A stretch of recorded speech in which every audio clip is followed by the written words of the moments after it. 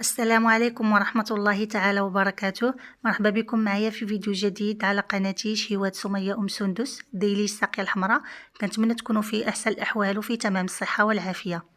اليوم إن شاء الله غنشارك معكم السفوف المغربي ولا سلو بالطريقة المعتمدة عندي واللي كيجي بها بنين ومعلك، والأهم من ذلك هو أنه صحي 100% لأنه غادي يكون إن شاء الله بدون دقيق أبيض وكذلك بدون سكر. نبدأ بالصلاة على رسول الله. اللهم صل وسلم وبارك على سيدنا محمد أشرف المرسلين وعلى آله وصحبه أجمعين. وكيف ما شفتوا معايا في الفيديو ديال العسل، فأنا كنت شاركت معكم فيه أيضا حتى التحضيرات المسبقة ديال السفوف، ومع ذلك فأنا غادي نحاول نعاودهم معكم هنا بعجالة هكا باش حتى الناس اللي ما شافوش الفيديو يلقاو كل شيء بلا ما يبقاو يقلبوا عليه. وإلا كنتم مهتمين فأنا غادي نخلي لكم الرابط ديالو في صندوق الوصف إن شاء الله. بسم الله على بركة الله. فأنا أول حاجة بديت بها هي الكاوكاو ولا الفول السوداني.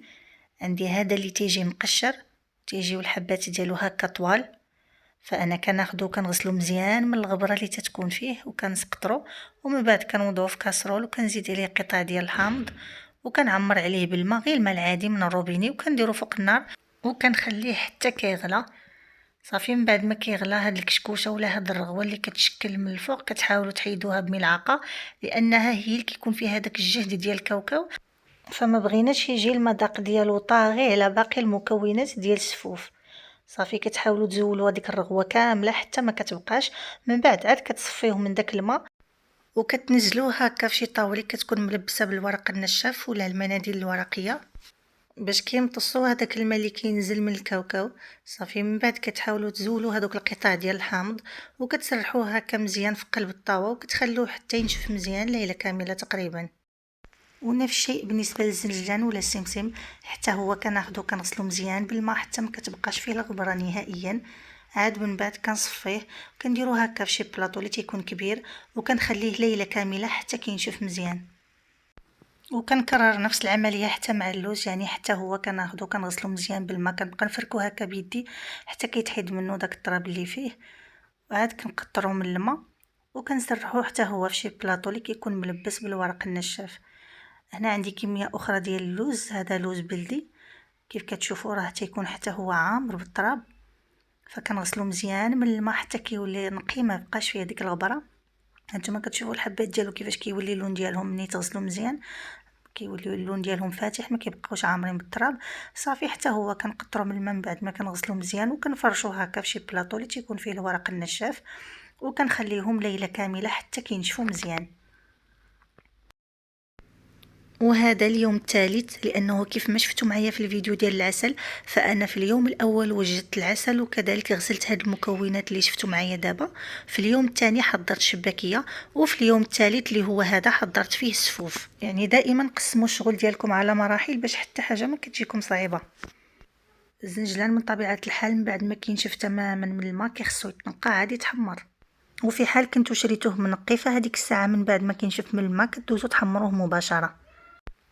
وهنا كيف ما كتشوفوا معايا اول حاجه بديت بها هي الدقيق والزنجلان. خديت هكا كوكوط ولا طنجره الضغط ووضعت فيها كميه الدقيق اللي عندي. انا هنا غادي نستعمل دقيق فرينه البلديه، ما غاديش نستعمل الدقيق الابيض لانني بغيتو يكون سفوف اللي هو صحي. وبالنسبه للزنجلان فانا كنحمره في المقله على دفعات حتى كنكمل الكميه اللي عندي كامله. كنستعن دائما بزوج ديال المقيلات هكذا باش ما كياخذش معايا وقت اللي هو طويل. كنحط دائما حدايا واحد الاناء ولا قصريه وكنبقى ننزل فيها الكميه ديال الزنجلان اللي تحمرت حتى كنكملو كامل. واحد الملحوظه مهمه، الا اختاريتوا انكم تحمروا الدقيق والزنجلان فوق البوطه كيف ما درت انا اليوم، ضروري كيخصكم تقابلوهم، ما تغفلوش عليهم نهائيا باش ما يتحرقوش. تقدروا تحمروهم في الفرن الا بغيتوا، غير نقصوا عليهم النار وخليوهم يتحمروا على نار اللي هي مهيله، ومره مره كتقلبوهم بطبيعه الحال.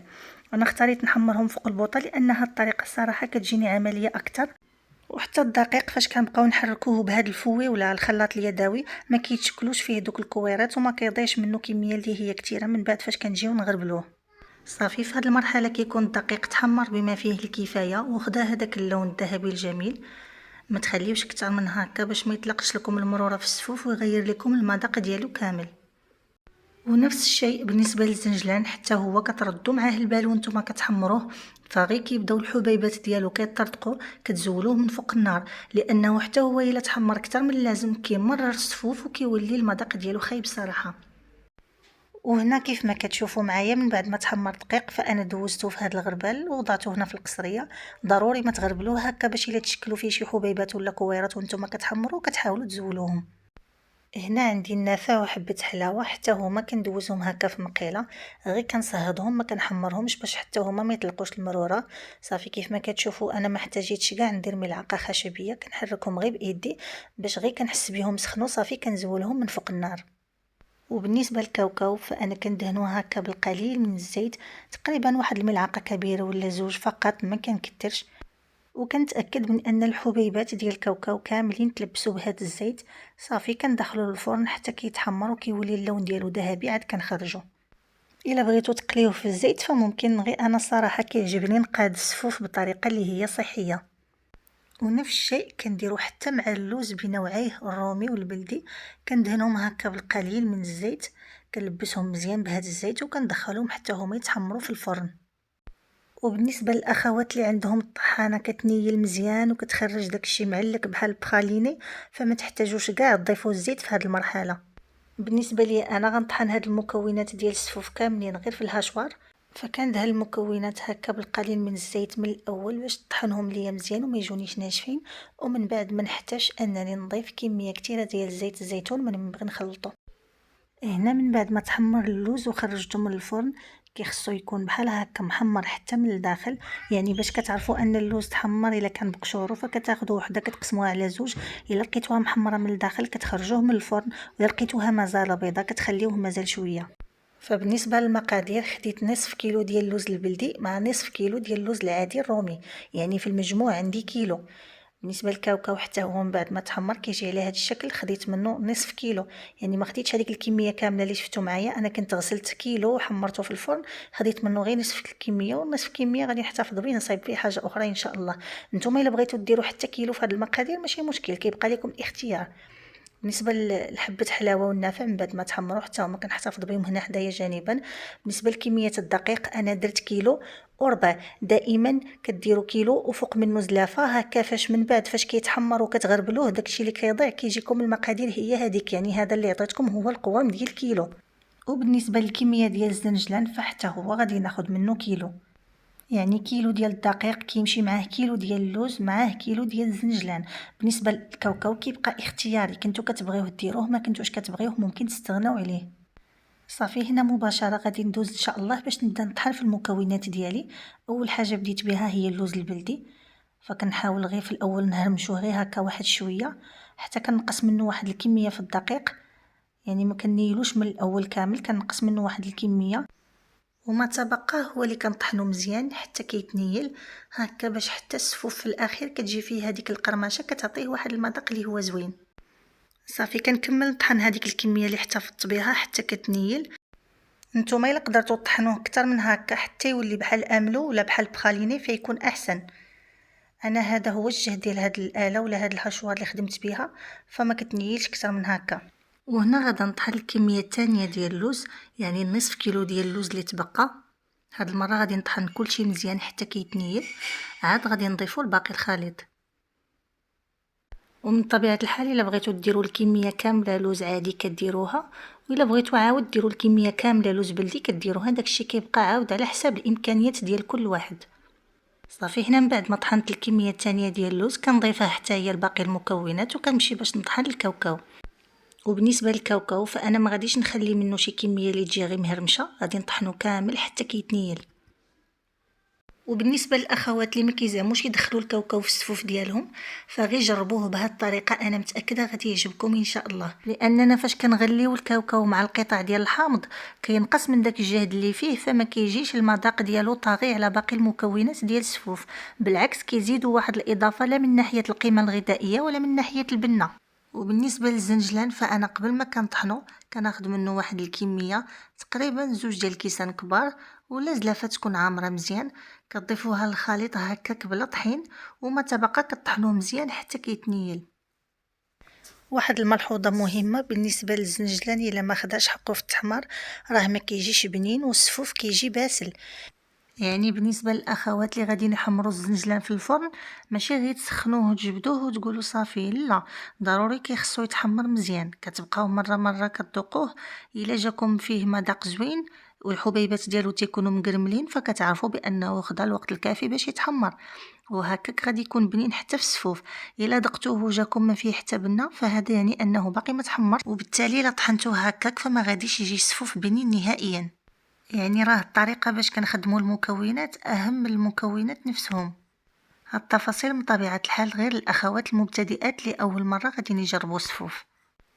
هنا كيف ما شفتوا معايا خديت المقدار ديال 2 معالق كبار ديال حبة حلاوة، كنطحنها مزيان وكندوزها في هاد الغربال الصغير. ضروري ما تغربلوا لأن هاد الفريتيتات اللي تيبقاو في الغربال تيكونوا قاصحين. غادي نعاود نطحن هذوك الحبيبات اللي بقاو من حبة حلاوة مع النافع، غادي ناخذ منه تقريبا واحد 3 المعالق. يعني كناخدو 2 معالق ديال حبة حلاوة مع 2 معالق ديال النافع، غير هو حين فاش كنطحنوه ونغربلوه كتبقى تقريبا واحد الملعقة ما مطحوناش مزيان، يلاه مع التغربيل يجي العبار هو هذاك. صافي من بعد ما كنطحن الكمية اللي عندي ديال النافع، كنحاول حتى هي ندوزها في الغربال. المهم ضروري هاد المكونين بجوج يتغربلوا، يعني حبة حلاوة والنافع، لان دوك الحبيبات ديالهم فاش كيطحنوا كيتفرتوا كيوليو قاصحين، الا دازوا في السفوف غادي يوحلوا في الحلق من بعد. هما كنغربلوهم هكا مزيان، هانتوما كيف كتشوفوا كيبقاو هنا في الغربال. ونفس الشيء بالنسبه للقرفه، فحتى هي غادي ندوزها في الغربال، لانها واخا كتكون مطحونه على برا فضروري كنلقاو فيها شي مرات هكا طريفات اللي هما صغار. كندير المقدار ديال 4 المعالق كبار.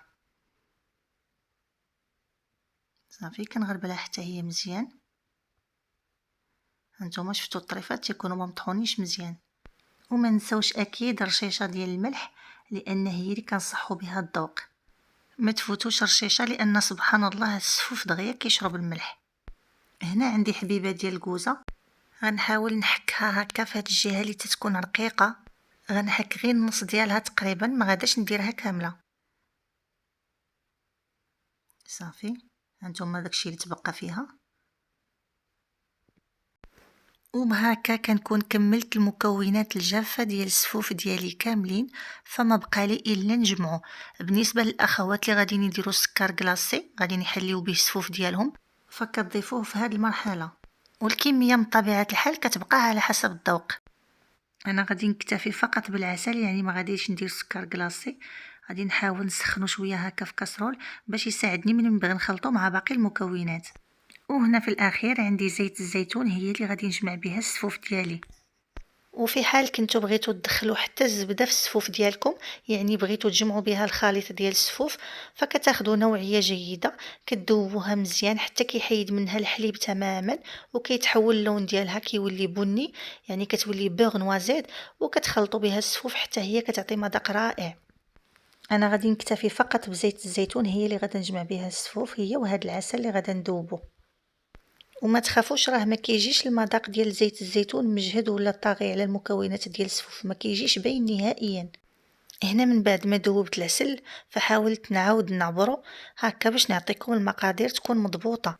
انا عاده ما كنعبروش صراحه، فكندوب واحد الكميه وكنبقى نضيف للسفوف وانا كنخلط مزيان وكنشوف، يعني كنذوق، الا جاني باقي مسوس كنزيد شويه، الا جاني هو هذاك فكنحبس. وحتى الا دخلتوا هاد الكميه ديال العسل كلها فيالله غتجيكم هي هذيك مع هاد الكميه ديال النواشف اللي درنا، لاننا تبارك الله راه درنا كيلو ربع ديال الدقيق، كيلو ديال الزنجلان، نص كيلو ديال اللوز، لا عفوا كيلو ديال اللوز، نصف كيلو ديال الكاوكاو، وما بين القرفه والنافع وحبه حلاوه نقولوا واحد ربعه، يعني تقريبا يعني 4 كيلو ديال النواشف. فعاد زيدوا الكميه ديال زيت الزيتون اللي غنضيفو حتى هي، فراه يلاه كيجي المذاق ديالو هو هذاك، ما كيجيش حلو نهائيا. وهنا كيف ما كتشوفوا معايا فانا بديت كنخلط في النواشف كاملين، كنحاول هكا ندمجهم مزيان مع بعضهم. وانتم يستحسن الا كان عندكم شي اناء اللي هو كبير ولا هكا بانيو اللي يكون خاص بالمطبخ يكون نقي، هو اللي تخلطوا فيه هاد المكونات كاملين غادا تجيكم العمليه اسهل بطبيعه الحال. انا حاولت نقسم هاد المكونات على 2، يعني درت هكا 2 ديال القصريات باش نسهل على راسي الخدمه، وفي نفس الوقت باش ما يبقاش يتشتت ليا السفوف فوق سطح العمل. صافي كنبقى ندخل المقادير مع بعضهم مزيان حتى كنتاكد من ان كل شيء انسجم مع بعض. عاد من بعد غادا نبدا نضيف زيت الزيتون والعسل. كتضيفوا زيت الزيتون وانتم كدلكوا مزيان حتى كتوصلوا للقوام ديال التعليكه اللي بغيتو. وتقدروا هاد العمليه اللي كندير دابا انا بايدي ديروها في العجانه، يعني كديروا شويه ديال المكونات الجافه وكتدوروهم في العجانه وكتبقاو تضيفوا ليهم الزيت والعسل حتى كيتعلقوا، كتحيدوهم وديروا كميه اخرى حتى الاخير عاد كتخلطوا كلشي باش كيجي كلشي فيه مذاق واحد. سينو بغيتو تخدموا غير بحالي هكا بيديكم راكم كتخدموا هكا بيديكم. صافي غير كيبان لكم هكا السفوف بدا كيتجمع في ايديكم فكتبداو تضيفوا العسل، كتضيفوه بالتدريج وانتم كدلكوا مزيان حتى كينسجموا جميع المكونات مع بعضهم. العسل كيف ما شفتوا معايا من بعد ما عبرته معكم فانا عاود رديته لهاد الكاسرول باش يبقى محافظ على السخونيه ديالو ما يعذبنيش في هذه المرحله منين نبغي نخلطو مع باقي المكونات. صافي في هذه المرحله كتبقاو تدلكوه مزيان، الا بان لكم باقي خاصو الزيت فكتضيفوه، ما تخلوش ناشف لانه من بعد كيولي وحل في الحلق، خاصو يجي بحال هكا معلك وكيتجمع في الايد بسهوله. صافي غادي نكمل بنفس الطريقه حتى نخلط الكميه الثانيه ديال السفوف اللي باقا، وكيكون هذا هو الشكل النهائي ديال السفوف اللي حضرت معكم اليوم من بعد ما زينته باللوز وبالزنجلان محمر هكا في الجوانب. وبالنسبه لهذا اللوز ديال التزيين فتقدروا من الاول تعزلوا شويه من الكيلو اللي عندكم في المقادير، وفي حال كان عندكم اللوز بزايد فكتاخذوا كميه قليله كتكبوا عليها الماء مغلي وكتقشروها، ومن بعد اما كدهنوها بالزيت وتحمروها في الفرن او لا كتقليوها. واحد الملحوظه مهمه نسيت ما قلتها لكم بالنسبه للاخوات اللي غادي نديروا السكر كلاصي في السفوف، فما ديروش سكر كلاصي سبيسيال لانه تيكون فيه نشا فغادي يفسد لكم المذاق ديال السفوف كامل. ديروا غير سنيده هكا عاديه طحنوها غير بوحدكم في الدار، ولا خذوا السكر كلاصي اللي تيكون عادي ماشي سبيسيال. وحتى لهنا كنقول لكم بان الفيديو ديال اليوم وصل النهايه ديالو، فكنتمنى انه يكون نال اعجابكم وتكونوا استفدتوا معايا فيه ولو بالقليل. وكالعاده ما تنسونيش من الدعم والتشجيع ديالكم لانه هما اللي كيحفزوني انني نزيد نتقاسم معكم المزيد من الوصفات. في انتظار ارائكم والاقتراحات ديالكم. استودعكم الله الذي لا تضيع ودائعه. دمتم في رعايه الله وحفظه، والسلام عليكم ورحمه الله تعالى وبركاته.